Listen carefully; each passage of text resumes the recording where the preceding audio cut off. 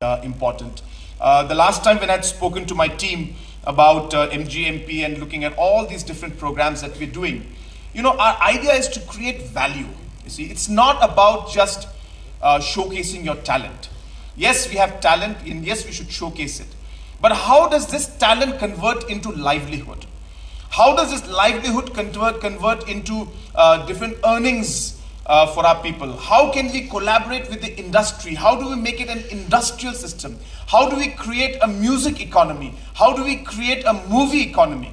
It's not about just music, not about just sports, but how do we create a sports economy? What is activity that will ensure that while we invest in all of this for the youth, the music and the sports, we need to create livelihood, and we need to ensure that the economy also is affected by it. And that's why this entire platform is all connected to all these issues, and that's why they just mentioned to you about